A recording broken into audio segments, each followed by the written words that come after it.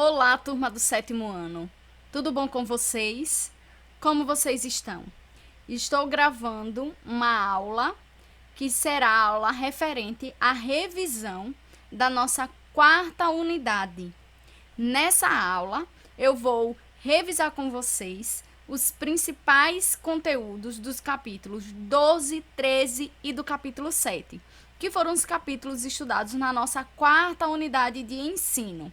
Então, fiquem atentos a essa revisão para que, se tiver alguma dúvida durante o decorrer, alguma dúvida do conteúdo, vocês possam esclarecer essa dúvida agora. Não esqueçam que vocês têm uma atividade de revisão para fazerem e entregarem a mim através do Classroom. Então, nós vamos, nessa aula, falar sobre os ângulos. No capítulo 12, nós vamos falar sobre os ângulos, falar sobre a classificação deles, quais são os tipos de ângulos. Vamos falar também sobre bissetriz de um ângulo. No capítulo 13, nós vamos falar sobre polígonos, triângulos. Dentro dos polígonos, nós vamos falar sobre os triângulos. Nos triângulos, nós vamos falar sobre a classificação deles e também sobre os ângulos internos. Vamos falar também sobre os quadriláteros, suas classificações e sobre os ângulos internos. Vamos falar sobre circunferência e círculo e vamos falar sobre área.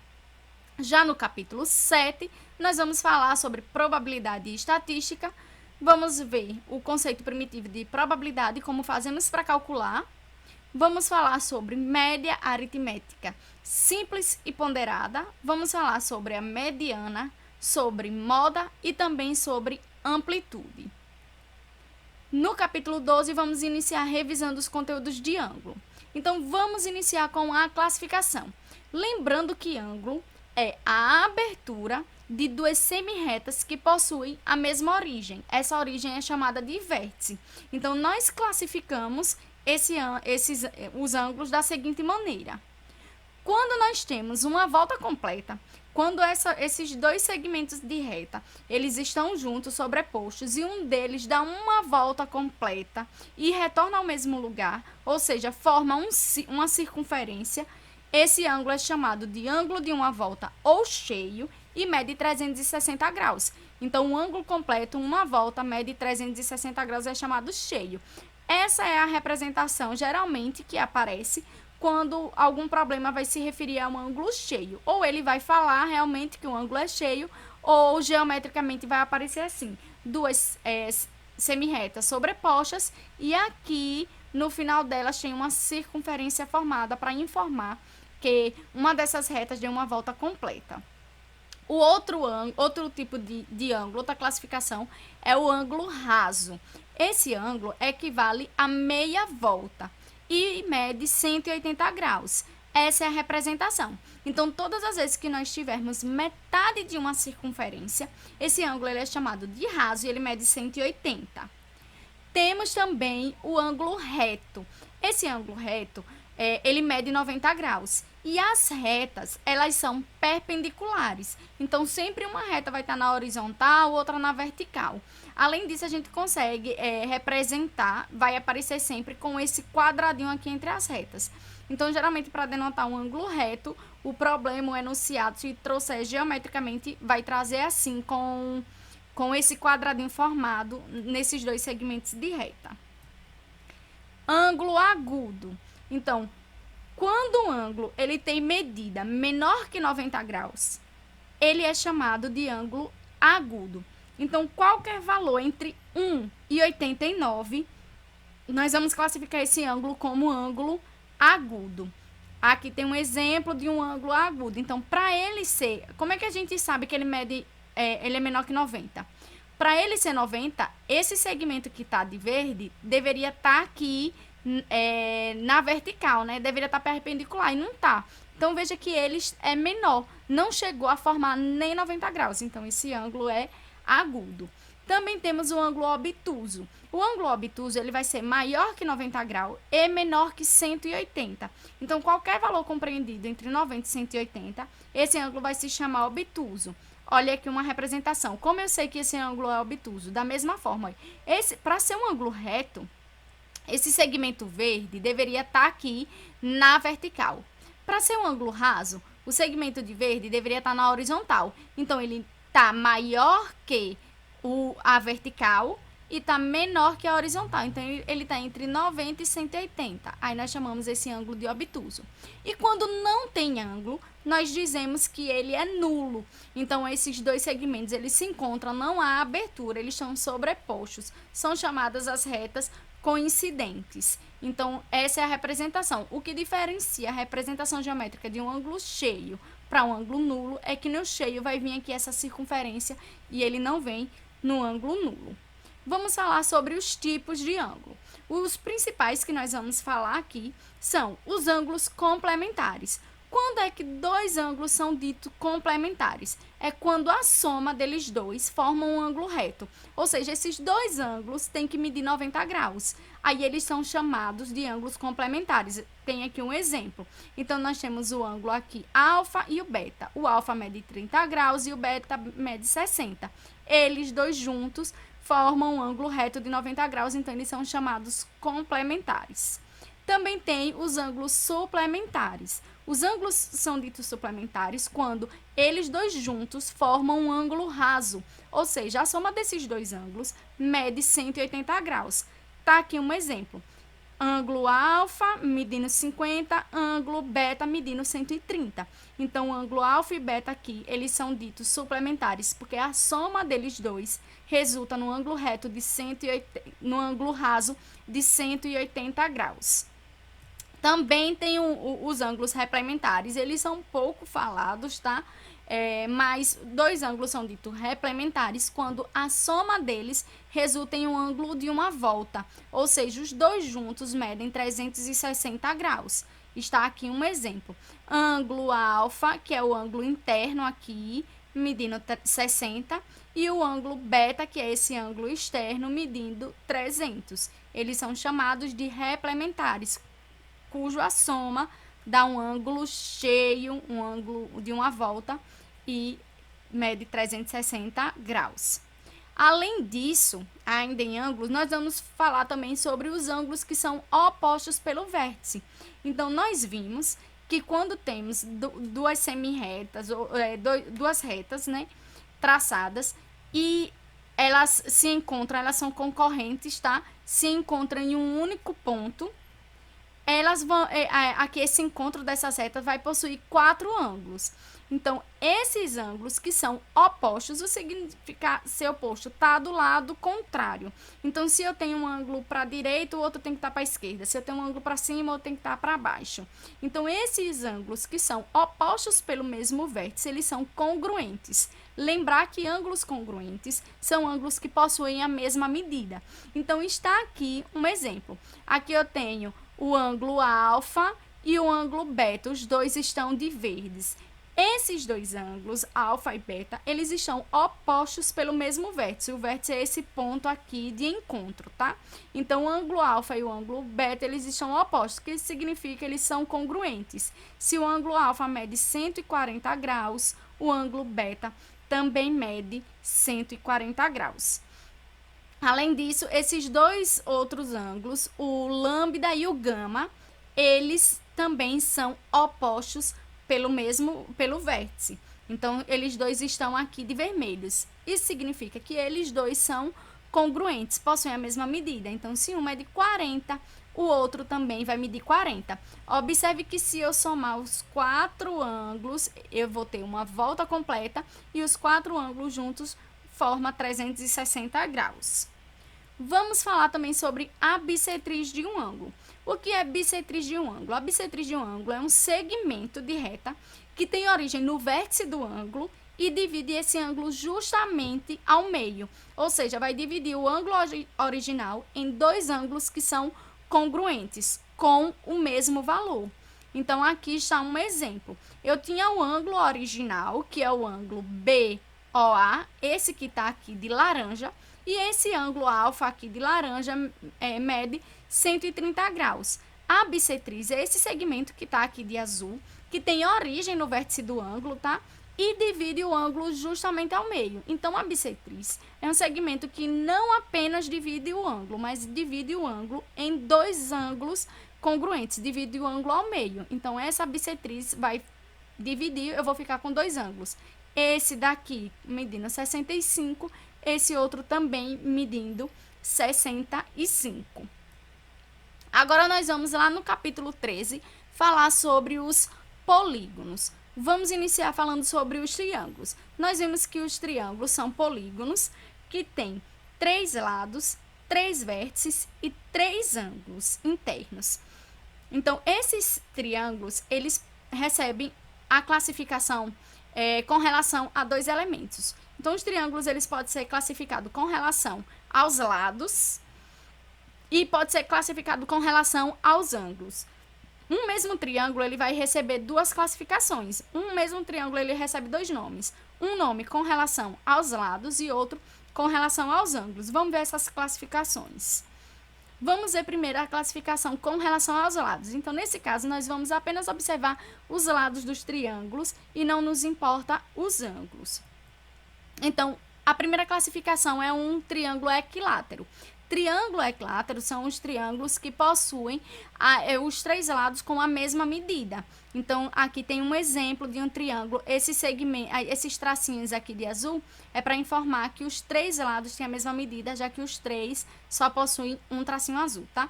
Então, um triângulo equilátero, os 3 lados possuem a mesma medida. Isósceles. O triângulo ele é isósceles quando 2 dos seus lados possuem a mesma medida e o outro lado tem medida diferente. Um exemplo aqui, ó, as laterais desse triângulo têm a mesma medida e a base é diferente. Tanto é que ele só colocou os tracinhos nas laterais. Última classificação pelos lados são os triângulos escaleno.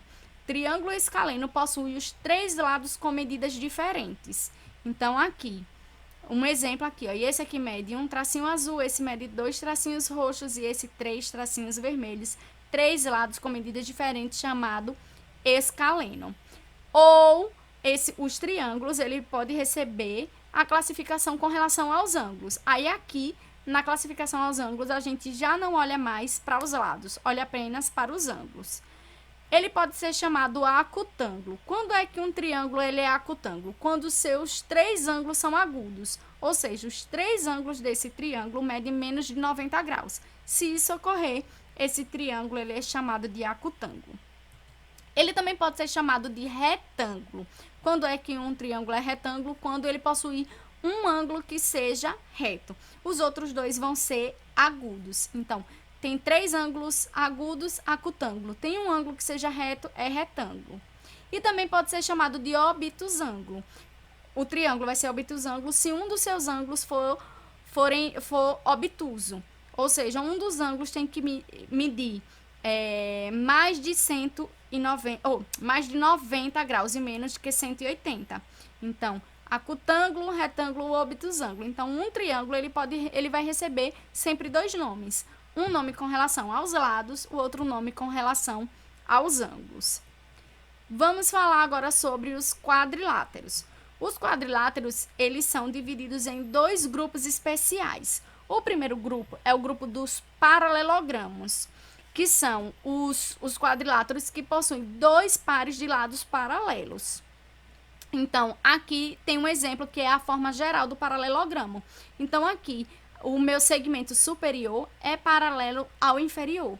E o meu segmento da esquerda é paralelo ao segmento da direita. Então, quando os meus 2 pares de lados eles são paralelos, nós chamamos de paralelogramo. Algumas propriedades que são importantes. A primeira propriedade: os lados opostos são congruentes. Então, em todo paralelogramo, os lados que são opostos, ou seja, o segmento superior tem a mesma medida do segmento inferior. E as minhas laterais, eles também têm a mesma medida. As 2 bases do meu paralelogramo têm a mesma medida e as laterais também são congruentes. Segunda propriedade, os ângulos opostos também são congruentes. Aqui nesse paralelogramo eu tenho um ângulo aqui e ele é congruente a esse aqui que está oposto a ele. Esse ângulo aqui está oposto a que é oposto a esse, também são congruentes. Então, esse e esse possuem a mesma medida, esse e esse também possuem a mesma medida entre si, tá? A classificação dos paralelogramos. Nós vamos classificá-los em 3. Tem esse aqui, que é da forma geral, tá? Que é um paralelogramo, mas existem alguns paralelogramos especiais, são eles. O retângulo. Retângulo é um paralelogramo que possui os 4 ângulos internos retos. Então, a característica do retângulo é que os 4 ângulos dele são retos. Outro, losango. Qual é a característica de um losango? O losango é um paralelogramo que possui os 4 lados congruentes. Enquanto aqui no retângulo ele tem os 4 ângulos retos, não quer dizer que os lados sejam iguais. Aqui no losango, os 4 lados têm que ter a mesma medida, e isso não significa que os ângulos tenham que ser retos. E temos o quadrado. O quadrado é o mais especial de todos, porque ele é uma mistura do retângulo com o losango. Então, o quadrado é um paralelogramo que possui os 4 lados com a mesma medida e, além disso, os 4 ângulos são retos. Ainda falando sobre o polígono e sobre os quadriláteros, nós vamos falar sobre o trapézio. Trapézio é um quadrilátero que possui apenas um dos seus pares de lados paralelos. Então, o outro par não vai ser. Então, aqui o que nós chamamos de base do trapézio, as bases elas são paralelas e as laterais não são.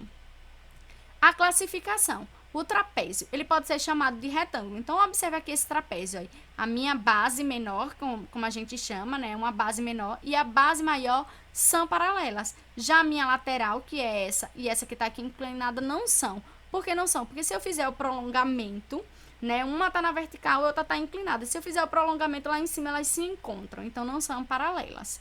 Então, e aqui ele tem 2 ângulos que são retos. Então, aqui nesse canto ele tem um ângulo reto, aqui ele também tem um ângulo reto. Então, quando isso ocorre, quando o trapézio tem 2 ângulos que são retos, esse trapézio é chamado de trapézio retângulo. A outra classificação, trapézio isósceles.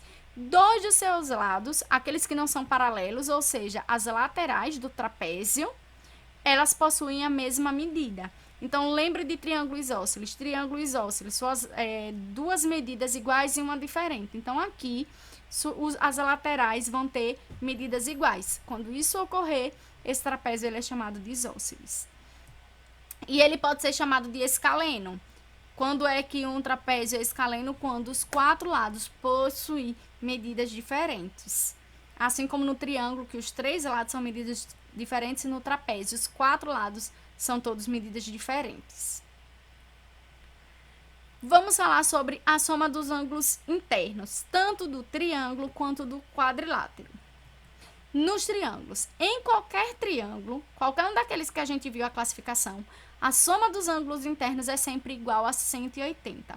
Então, qualquer triângulo que aparecer, a soma dos seus ângulos internos tem que resultar em 180 graus. Não pode nem ser menos e nem pode exceder.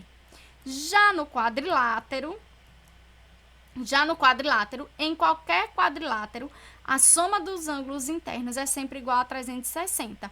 Então, observe que todo quadrilátero, ele é formado por 2 triângulos. Então, em um quadrilátero, eu posso dividir em 2 triângulos. Se um triângulo, a soma dos ângulos internos é 180, o quadrilátero que tem 2 triângulos vai ser 360.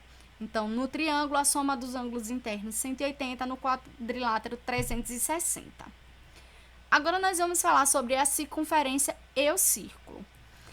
Circunferência é a linha poligonal que delimita o círculo. Então, todas as vezes que nós vamos fazer um círculo, nós fazemos primeiro uma circunferência, que é a linha que delimita o que nós chamamos de círculo. Já o círculo é a área interna dessa figura plana, que é a circunferência. Então, enquanto que a circunferência é aquela corda que a gente faz, certo?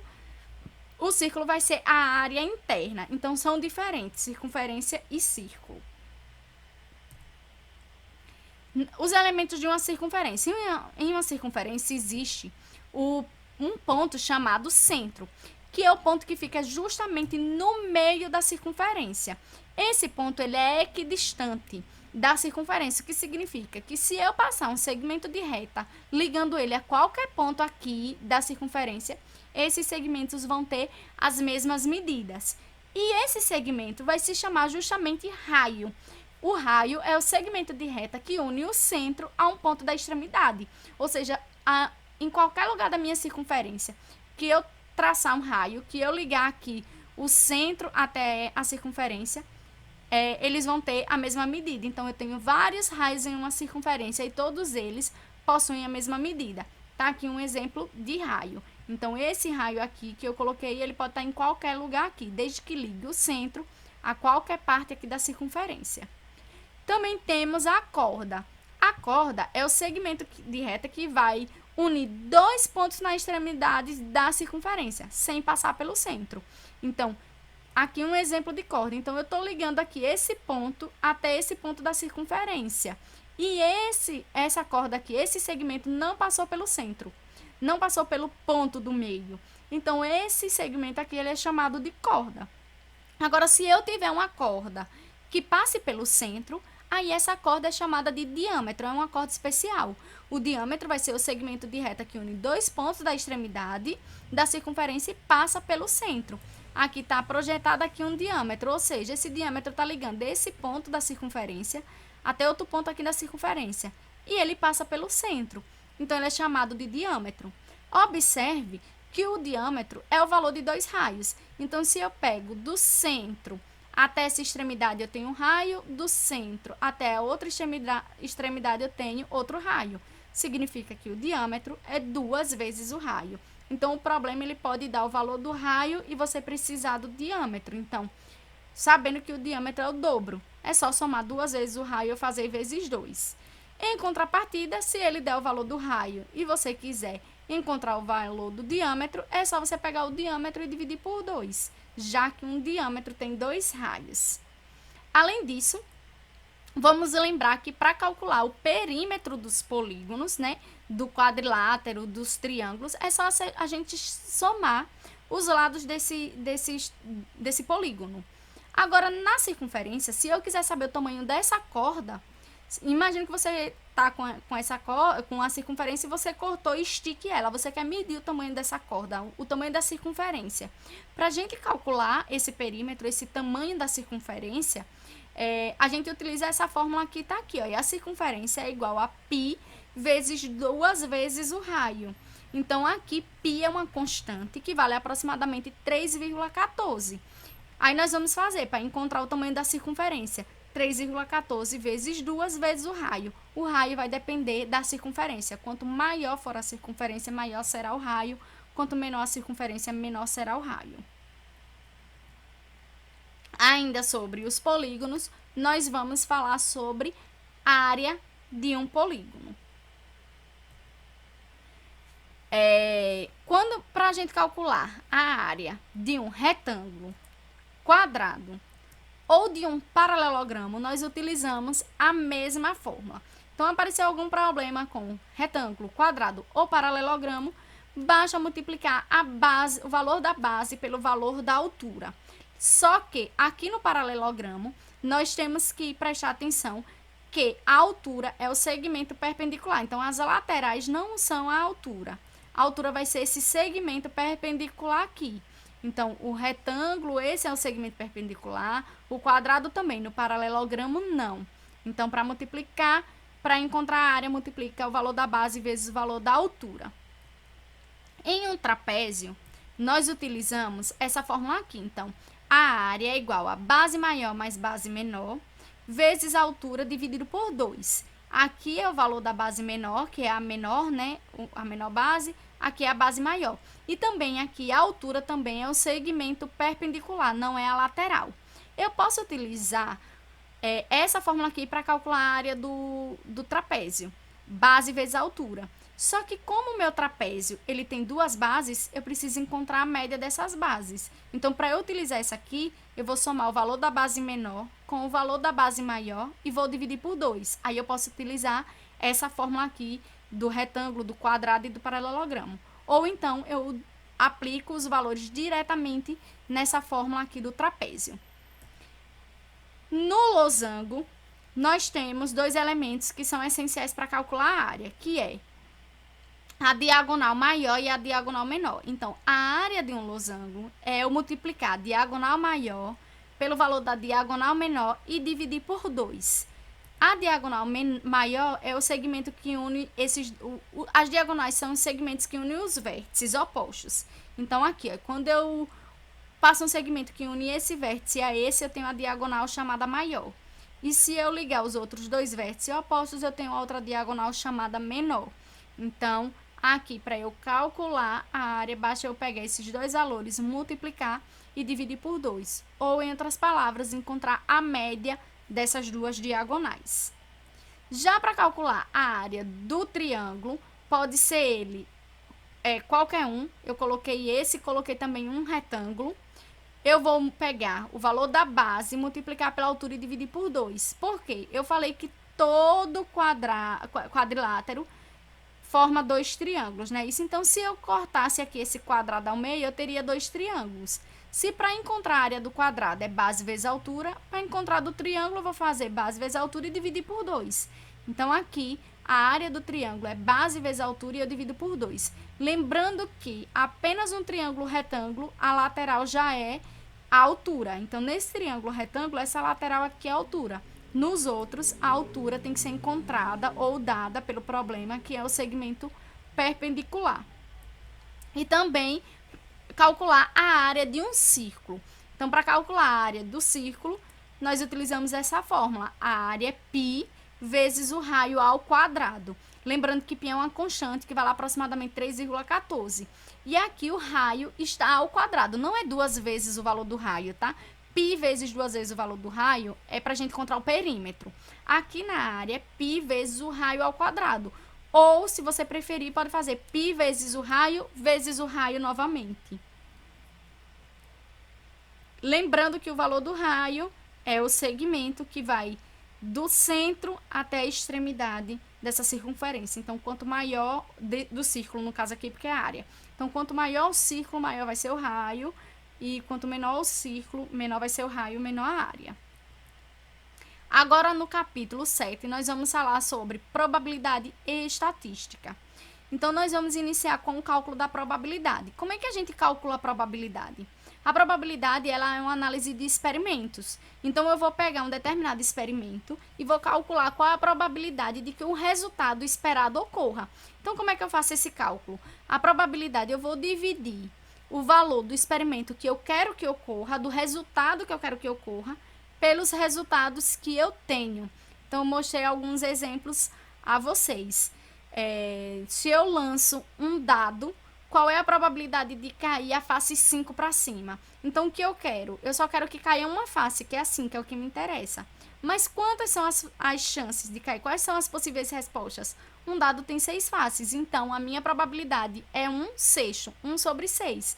Em 6 faces só me interessa que caia uma. Nós vamos falar ainda sobre probabilidade estatística, sobre média, sobre a média aritmética. Essa média aritmética, ela pode ser encontrada de forma simples ou de forma ponderada. De forma simples, a média aritmética simples é a soma dos elementos. Eu vou somar todos os elementos que eu quero encontrar a média e dividir pela quantidade de elementos. Então, lembre-se das nossas notas. Nós temos 4 avaliações, eu somo, se eu quero saber a média anual, a minha média, eu somo essas 4 notas e divido por 4. Então, sempre para encontrar a média, de forma simples, é só somar todos os elementos, todos aqueles que eu quero encontrar a média, e dividir pela quantidade de elementos que eu somei. Já a média ponderada, ela geralmente é utilizada muito quando tem muitos valores e quando esses valores se repetem. Então, quando tem muitos valores repetidos, a gente utiliza a média ponderada. Como é que a gente encontra a média aritmética ponderada?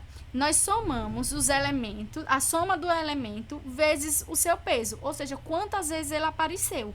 Então, geralmente, vai ser dado assim. Calcule a média, vamos supor, do salário dos funcionários. 13 funcionários recebem R$1.000.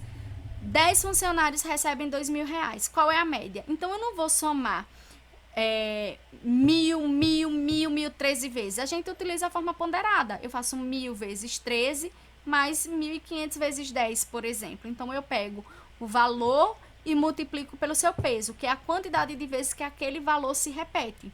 Aí, eu somo com a multiplicação do outro valor pela quantidade de vezes que ele repete.